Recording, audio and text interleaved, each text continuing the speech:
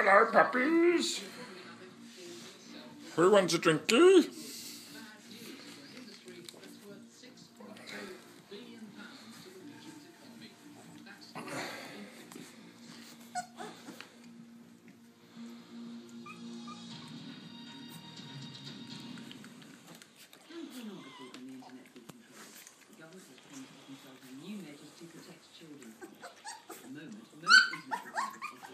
Filters that have to be set up by parents, meaning parents have to opt out exploited sites.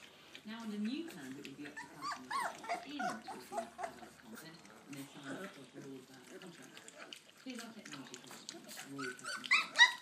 How do we protect children from seeing adult content online? The government has been prepared to leave it to parents to work out, but that seems to be changing. Internet providers do give customers the option to have pornography filtered out. Campaigners for something tougher say that's not working. We know the current system's broken. Only 4 out of 10 parents are using the account filters. So what do? Do we sit here and wring our hands and say parents need to do a better job? Now the government will consult on a plan which could see pornography filters switched on by default.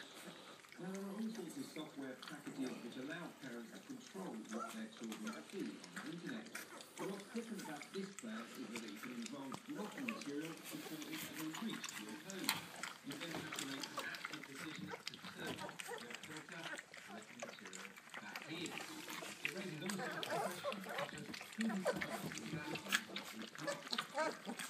Internet service providers, even those promoting their own web filters, don't like the idea of censorship from above.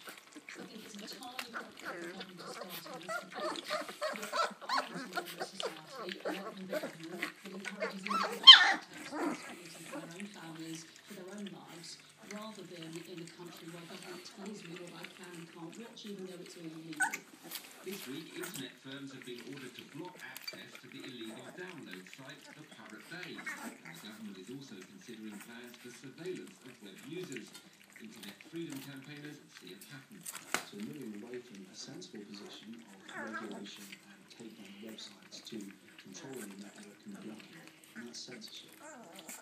But child protection campaigners believe online pornography is causing real damage, and they say it's time the internet industry faced up to its responsibilities. Roy Patton Jones, BBC News. An American university says it has offered the Chinese activist China Guangcheng a fellowship after Chinese officials said he could apply to study abroad. It follows a diplomatic row after Mr. Cheng fled house arrest and spent 6 days in the US embassy. But Mr. Cheng remains in hospital under guard, and no senior US diplomats have been allowed to see him. Violent clashes have taken place between protesters and security guards near Egypt's defense ministry in Cairo. Protest rallies have been held in a number of cities following a deadly attack on Islamist demonstrators outside the ministry on Wednesday. The arrest comes 3 weeks before the presidential election. The latest inquiry into Pakistan is to allow 8 cabinet ministers advance access to documents and witness statements. The Prime Minister and the Culture Secretary are among those who have been declared core participants. People who are classed as having a significant interest in proceedings or who prove face criticism. Nicholas Whitchell is outside the High Court. Nick, what is it that ministers want to see?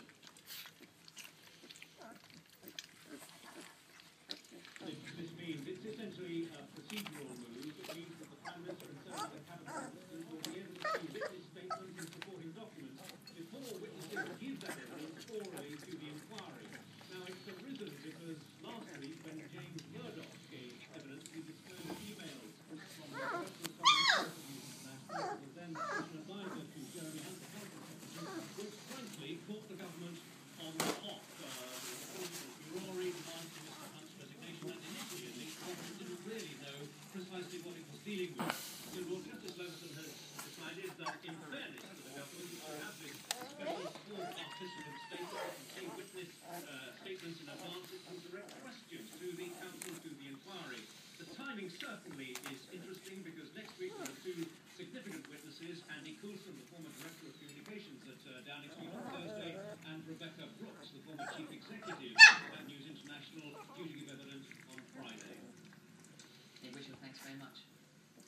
And sorry about the lack of sound at the time when Nick started speaking there. Now, Chelsea